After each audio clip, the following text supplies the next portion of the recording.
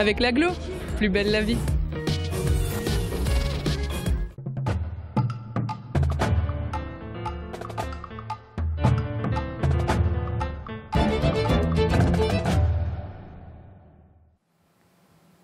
Bonjour à tous, commençons cette émission avec la question de la semaine et tout d'abord les gagnants.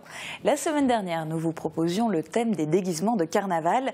Les deux gagnants remportent chacun 2 entrées pour le film de leur choix au cinéma. Il s'agit de Fabi Rumpler qui nous a envoyé une photo de Simon, ou plutôt du chevalier Simon dans un costume entièrement fait main par une amie, y compris le casque, le bouclier et l'épée. La seconde gagnante est Barbara qui nous a envoyé cette photo de ses enfants version Pépé et Mémé. Cette semaine, le thème que nous vous proposons est « Quelle est la plus grosse bêtise que vous ayez faite à l'école ?» Répondez-nous via la page Facebook de Mosaïque. L'info à la une aujourd'hui concerne les mesures mises en place à l'hôpital Robert Pax à Sarreguemines. À situation épidémiologique exceptionnelle, mise en place d'une organisation modifiée. Actuellement, pour faire face à la grippe, l'hôpital Robert Pax est en tension selon la terminologie consacrée. Cela signifie que les moyens humains ont été augmentés par le biais d'appels au volontariat des agents qui travaillent en heures supplémentaires et par le recrutement ponctuel de personnes extérieures aux hôpitaux de Sarreguemines. Cette année, le virus nécessite davantage de moyens humains et de lits pour soigner les patients, car la grippe est plus virulente que les années passées. Nous consacrons un reportage dans notre JT pour faire le point sur la situation. Et pour les autres thèmes développés dans cette émission, voici le sommaire. Au programme sur Mosaïque, les événements et activités du week-end résumés en images. Les joueurs du Sarreguemines Football Club ont fait honte à leur entraîneur et se sont inclinés contre Sainte-Savine. La petite histoire du séquoia centenaire du parc du château Hutschneider. Tendance mode, la clé du succès d'un régime passe aussi par les centres de rééducation alimentaire. Enfin, côté cuisine, Laurence Laguna prépare un millefeuille de betterave aux chèvres. Ce jour-là, vous aviez peut-être découvert ce qu'est le speedball. Le 2 mars 2008, Mosaïque avait filmé le championnat départemental qui se déroulait à Houndelin. Replay. Votre ordinateur virtuel accessible où que vous soyez, 24 heures sur 24, depuis votre PC, Mac, votre tablette ou votre smartphone. Pour les pros, la solution c'est le cloud ID Réseau. Pas de record du monde aujourd'hui, mais une compétition départementale. Tous les clubs de Moselle sont réunis à Houndelin pour se qualifier au championnat de France. Les 3 associations mosellanes, dont celle de Houndelin, s'affrontent au super solo. Des poussins aux vétérans, toutes les catégories sont représentées. Emmanuel Mégel, de l'équipe locale, s'est démarqué dans la catégorie junior. Le joueur du club de Houndelin se rendra le 24 mai à Moulins, dans l'Allier, pour disputer le titre de champion de France. En 2008, Emmanuel Mégel s'était classé 6e en simple chez les juniors garçons au championnat de France. Cette année, le championnat départemental de Moselle se déroulera le 15 mars. Je vous laisse maintenant quelques minutes en compagnie de Sandrine Serbino pour découvrir notamment les prévisions de Météo France pour demain. 34% des accidents du quotidien ont pour origine les loisirs et le jeu. Assurance accident de la vie, la sécurité par tous les temps. Bonjour tout le monde, pour demain, brève accalmie. Au programme un temps plus sec et assez lumineux. Des conditions presque plaisantes mais contrariées par un vent de sud-ouest. L'instabilité se renforce en fin de journée et les averses seront de retour pour la soirée. Côté température, les minimales iront de -1 à 2 degrés et les maximales de 8 à 10 degrés. Demain mardi 3 mars, nous fêtons les Guénolés. Le soleil nous accompagnera de 7h07 à 18h13. Et cette semaine, pour notre séquence insolite, je vous invite à découvrir une petite merveille de voiturette. Alors, bonjour Christian, dites-moi, c'est quoi cette voiture ? Alors cette voiture, c'est la première voiture de Sarreguemines. Donc elle a été achetée en 1900 à l'exposition universelle de Paris par un Wölfer d'un choix, le docteur Krummacher, qui l'a acheté donc à cette exposition universelle et qui ensuite, en 1930, en a fait don au musée régional de Sarreguemines. Et donc depuis, il fait partie des collections de la ville, du musée.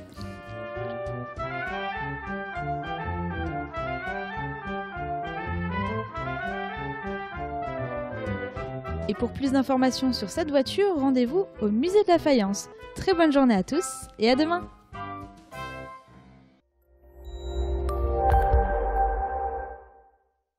Je parraine un ami et tout le monde y gagne.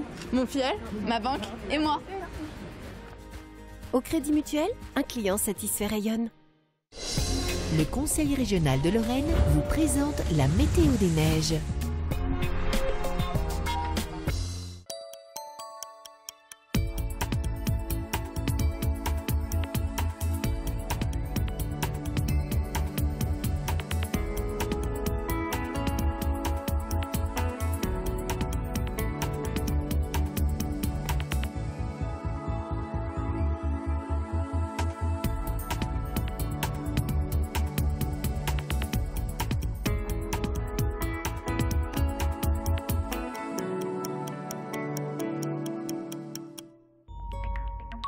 Retrouvez toutes les informations sur l'enneigement de vos stations préférées sur www.bulletin-d-neige.com. Le Conseil régional de Lorraine vous a présenté la météo des neiges.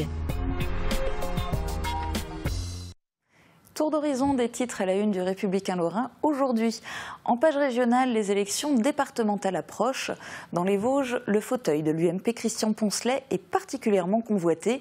Après 52 ans de mandat, le retrait du président du Conseil général des Vosges suscite la convoitise dans son propre camp. Disposant d'une confortable majorité sortante, la droite devrait conserver sa suprématie. Dans l'édition de Saint-Avold, c'est une marche gourmande qui est à la une. 180 personnes ont participé à la première marche gourmande organisée par le CIA de Huchet en partenariat avec la confrérie Saint-Nabor. Enfin, en page locale de Sarreguemines, pari réussi pour le centre nautique qui a battu le record d'affluence avec au moins 800 personnes qui ont participé à la Tropical Party organisée samedi soir. Et c'est d'ailleurs l'un des événements que vous allez voir en images dans un instant dans le JT de Mosaïque.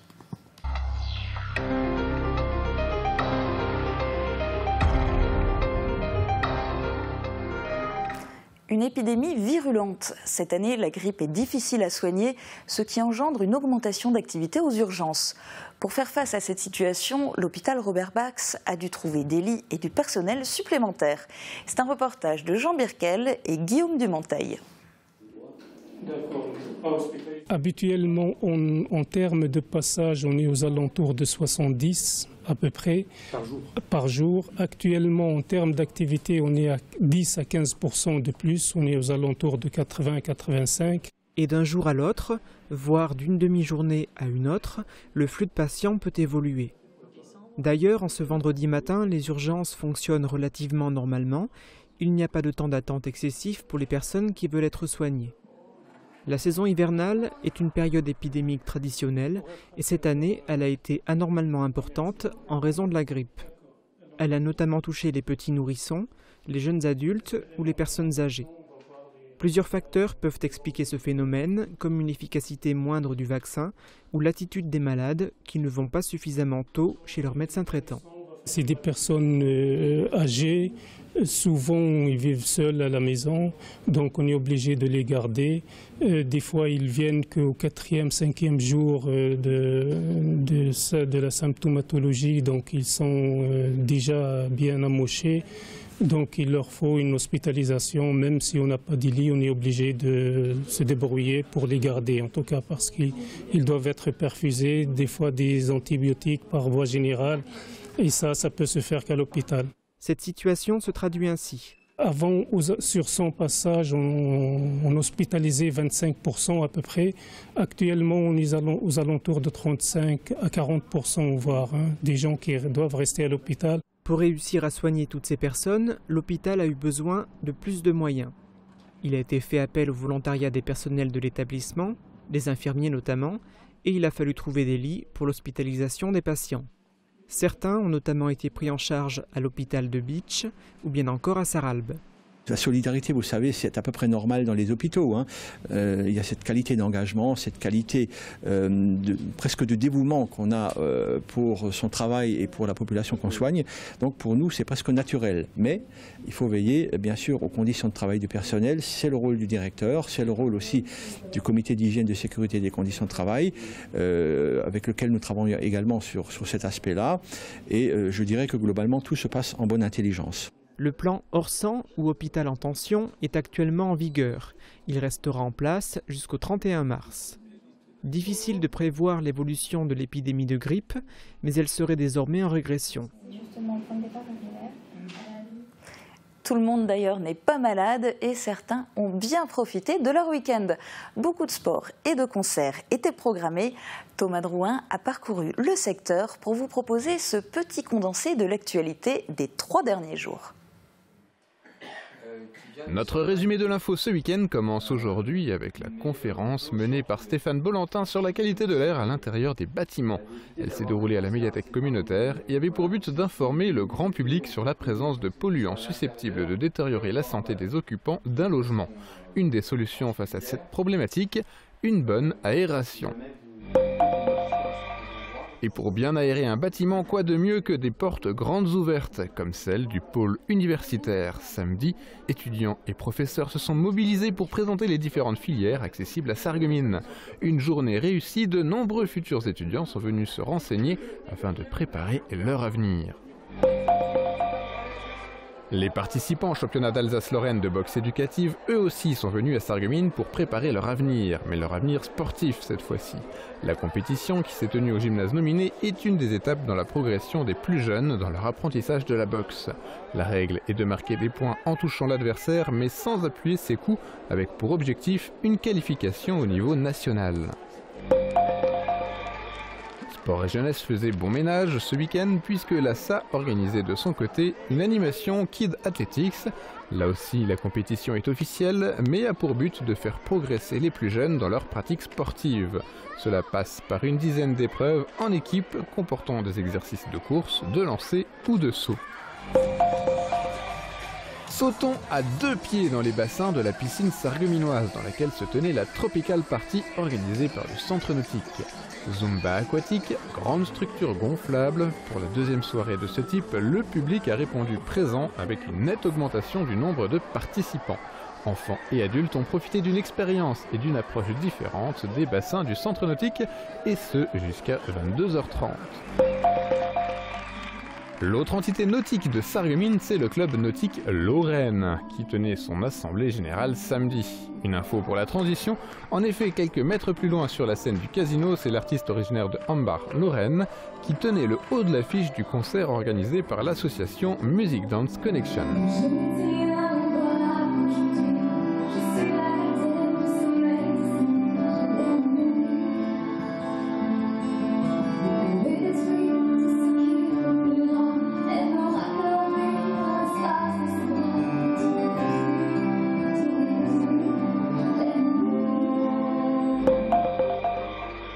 Concert toujours, mais avec le Lions Club cette fois-ci, qui proposait aux mélomanes de venir écouter l'ensemble vocal du conservatoire et son quintet instrumental. Une invitation à passer une soirée à Vienne en écoutant les choristes et musiciens dirigés par Benoît Schaeffer, sans bouger de son siège de l'église protestante de Sarreguemines.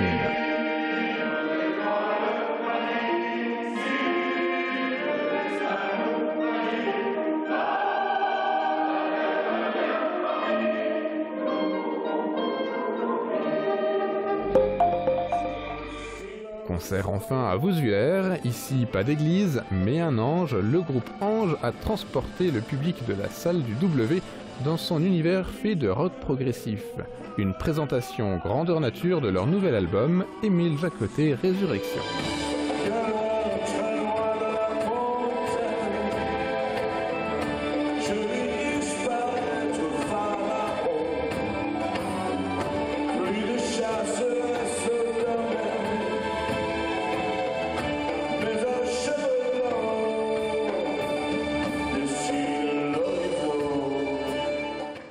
Sport à nouveau avec une défaite au goût amer, ils ont raté le coche. En déplacement chez un mal classé, Sainte-Savine, les joueurs du Sarreguemines Football Club se sont inclinés 2-1. Il s'agit de leur 4e défaite de suite en championnat de CFA2. À l'issue du match, l'entraîneur des Fayenciers, Sébastien Meyer, a employé des mots forts à l'encontre de ses joueurs. Un reportage de Catherine Henrich, Marc Huder, Yvan Becker et Guillaume Dumonteil. Victoire de Sainte-Savine ici, 2-1. C'est la première fois depuis que je coach le Sarreguemines que j'ai honte de mes joueurs. Les mots sont durs et assumés. D'ailleurs, le tacticien sarregueminois en rajoute une couche pour accabler davantage ses protégés. Ça fait 3h30 de bus pour faire ça, je suis en colère après mes joueurs. Mais pourquoi tant de haine? Parce que Sébastien Meyer est déçu. Très déçu même, car il espérait mieux. Après 3 défaites consécutives en championnat, il attendait un sursaut de la part de ses joueurs chez Sainte-Savine, une équipe engluée dans les profondeurs du classement et qui lutte pour son maintien. Malgré plusieurs matchs reportés, les Fayenciers sont eux en milieu de tableau, mais cette différence de niveau sur le papier ne s'est pas vue sur le terrain. Ce sont bien les 100 et hors locaux qui ouvraient le score. C'est Touré qui cherchait à côté droit Boulacheb. Attention à la bonne balle, l'ouverture du score. Attention, et but. Et voilà l'ouverture du score. L'ouverture du score. Ça n'a pas duré 7 minutes. Cueillis à froid, les Fayenciers trop timides ne parvenaient pas à se montrer dangereux. Si ce n'est sur cette tentative, à la 35e minute. Faute, Mbarki pour Strel par hors-jeu, Strel, pour l'égalisation. Elle passe à côté. L'égalisation intervenait peu de temps après. Pénalty pour Sarreguemines, Mbarki s'élance. Pour l'égalisation. Ras de terre à droite. Et voilà, le plus dur est fait. Sarreguemines qui revient au score. Juste avant la mi-temps. Ce retour à un score de parité, à quelques instants de la pause, aurait en effet pu donner un coup au moral des Hauts-Bois. Mais les Sarregueminois empêchaient samedi soir par manque d'agressivité et d'envie. Les joueurs en rouge et jaune reprenaient l'avantage au score en début de deuxième mi-temps. Il manque de justesse là. Attention pour le deuxième but pour Sainte-Savine, deuxième but et voilà. Ah là là, une nouvelle punition. Il faut vraiment qu'ils se remettent en question, qu'ils en fassent beaucoup plus, parce que ce soir on a clairement vu une différence d'état d'esprit entre une équipe qui a vraiment envie de se battre collectivement et puis une équipe, on va dire, de joueurs qui sont confiants, qui sont sûrs de leur force alors qu'on n'a même pas 3 matchs de suite. Donc voilà, qu'ils se remettent vraiment en question parce que là ils font pas honneur à leur maillot et ça m'embête vraiment beaucoup. Lors du voyage de retour, l'ambiance devait être pesante dans le bus sarregueminois. Inutile de dire que le coach du SFC attend une réaction des joueurs à l'occasion du prochain match qui se déroulera samedi prochain à Colmar. Pour information, les Fayenciers sont actuellement 8e du classement de leur poule de CFA2. Ça va, on va le garder, elle va dégager avec les mains. Un peu de culture. Samedi à 16h a lieu la prochaine visite guidée en français du château de Sarrebruck. Une manière ludique de faire découvrir le site aux enfants. Leur guide sera le gentil fantôme du château qui hante les lieux depuis plus de 1000 ans. Parlons maintenant d'autres bouts de chou, une troupe d'enfants métamorphosés en meute d'animaux. C'était le temps d'une activité à la médiathèque communautaire de Sarreguemines. Explication dans ce reportage de Guillaume Dumonteil. Il se déplace lourdement, hein. Un pas après l'autre, lourdement. Bah. Bah. Je vais tout griffer.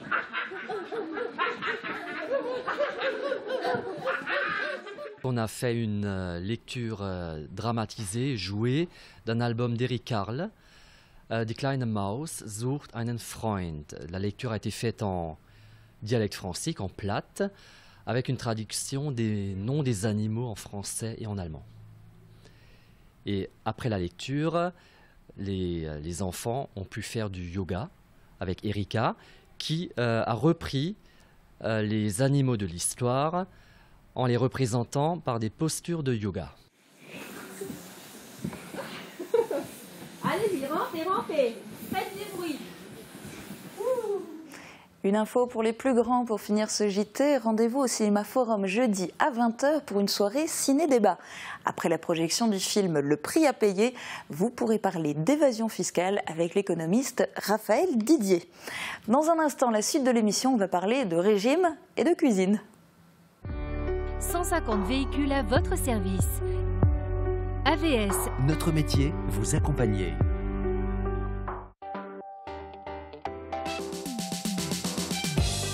Demain sur Mosaïque, nous ferons le point sur l'enseignement supérieur à Sarreguemines à l'occasion des récentes portes ouvertes. Marc Zingraf, vice-président de la CASC, sera notre invité à ce sujet. Et puis Tendance ira rencontrer la famille Lang à Chenec, qui élève des futurs chiens guides d'aveugles. Un exemple avec Django, un chiot qui d'ici quelques semaines aidera une personne déficiente visuelle. Satisfaite, le chien fait son travail correctement. Donc pour nous, c'est une satisfaction également, puisque c'est la condition pour s'occuper. La petite histoire d'aujourd'hui s'intéresse à un arbre remarquable. Si vous venez vous promener dans le parc de l'hôtel de la communauté d'agglomération, vous le connaissez sans doute, il s'agit d'un séquoia.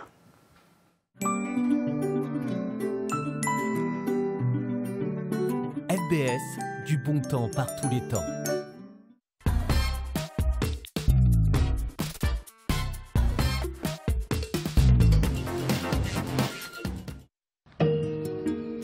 Quand on évoque le séquoia, on imagine tout de suite les géants américains. Le séquoia a été acclimaté en Europe au début du XXe siècle et a été souvent acclimaté dans les parcs publics ou dans ceux des grandes demeures privées. C'est le cas à Sarreguemines. Planté par la famille Hutschneider en même temps que la construction du château, cet arbre a donc au moins 110 ans.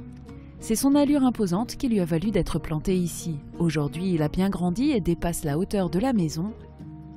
Mais ce n'est encore qu'un tout petit arbre en comparaison de ses cousins américains atteignant pour les plus grands jusqu'à 87 mètres. Aujourd'hui, dans Tendance, on s'intéresse à un phénomène de société, le régime. Un culte du corps qui s'inscrit entre quête du bien-être et soucis esthétiques. À Sarreguemines, 2 enseignes ont pignon sur rue et proposent des services quasiment identiques pour perdre du poids. Jean Birkel s'y est rendu. Avec Firch Menuiserie, votre maison devient tendance.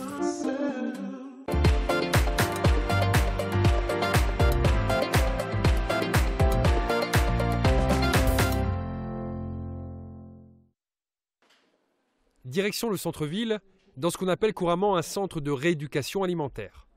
Mais qu'on ne s'y trompe pas, les prestations proposées ici ne sont pas remboursées d'office par la sécurité sociale, même si certains médecins peuvent suggérer à leurs patients de s'offrir une prise en charge. Dans cette enseigne, place de la Gare, c'est Lauriane et Marina qui accueillent. Elles sont diététiciennes, elles assurent la prise en charge et le suivi des personnes dans le cadre d'un rééquilibrage alimentaire. On apprend aux gens à bien manger, en fait on veut tout simplement qu'ils aient de bonnes habitudes pour la suite, donc qu'ils mangent un petit peu mieux et plus équilibré. Manger plus équilibré pour permettre de perdre du poids et conserver sa ligne dans le temps, tel est l'objectif. Pour y parvenir, on mise sur un suivi personnalisé. Dans cette enseigne installée rue Hutschneider, on démarre par un bilan nutritionnel de façon à analyser les besoins et les habitudes avant d'établir un programme alimentaire. Chaque personne a des apports différents, a des besoins différents en fonction de son activité physique, professionnelle. Et donc on établit les apports caloriques spécifiques des personnes en fonction de leur vie. Dans ces 2 centres, le suivi de la personne procède de façon identique. Après avoir fait un bilan, on établit un programme et les clients sont invités à se présenter 1 fois par semaine pour faire le point. Un service qui leur permet d'arriver à leur fin tout en comprenant les mécanismes de la perte de poids. Tous les régimes, entre parenthèses, ou les programmes prévus pour perdre du poids vous feront perdre du poids. Il y a différents régimes qui amènent de très grosses contraintes, restrictions qui fonctionnent. Encore faut-il savoir ce que l'on fait. Qu'est-ce qu'il se passe dans notre corps au moment où on le fait.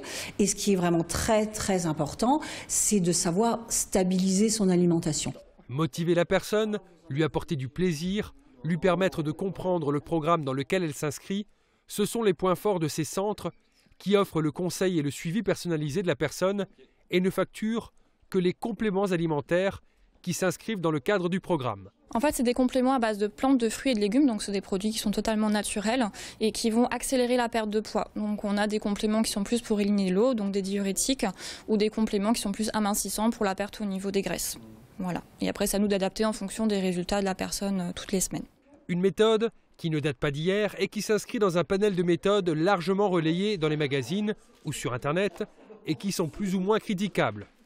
Une chose est certaine, la prise de conscience et la volonté d'atteindre un équilibre alimentaire ne peuvent qu'être bénéfiques pour chacun et pour tous. En France, le nombre de personnes en surpoids est passé de 38 à 47% de la population en 15 ans. En 2012, 15% de la population était obèse. Très bonne journée, merci, au revoir. Et l'enchaînement est osé. Après les régimes, parlons de bons petits plats. Cette semaine, pour le menu entrée plat dessert, nous allons chez Laurence Laguna. Passionnée de cuisine, elle propose ses services de traiteur à Sarreguemines. Voici donc le secret d'une des recettes gourmandes de Laurence, le millefeuille de betterave aux chèvres. Les cuisines au meilleur prix. Aviva présente entrée plat dessert. Aviva, la cuisine qui vous va.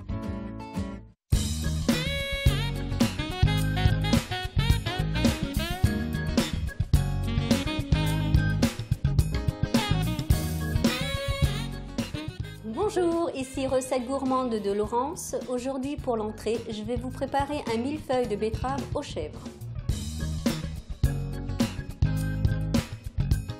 Épluchez et hachez les échalotes et coupez les betteraves en tranches épaisses. Il en faudra 12.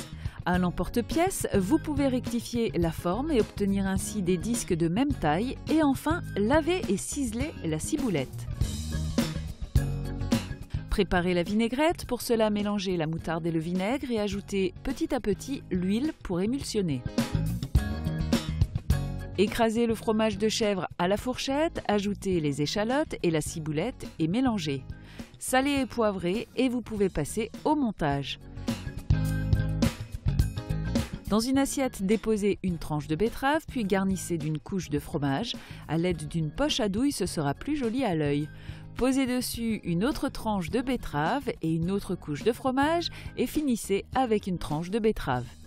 On peut arroser de vinaigrette ou la présenter dans une pipette pour s'en servir selon son goût.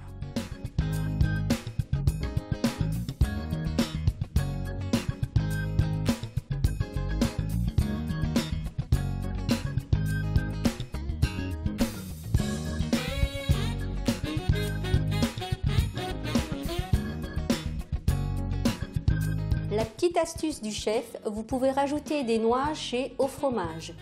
Bon appétit à tous!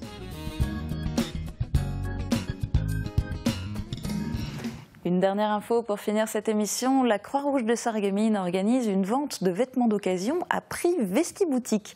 La vente aura lieu dans l'ancienne école Fulrad, 22 rue Fulrad à Sarreguemines, samedi de 9h à 18h et dimanche de 14h à 18h. Des bonnes affaires pour une bonne cause. C'est la fin de cette émission. Demain, Francis Hoffman recevra sur ce plateau Marc Zingraf, vice-président de la communauté d'agglomération Sarreguemines-Confluence, pour parler de l'enseignement post-bac à Sarreguemines. Très bonne journée à tous, à bientôt.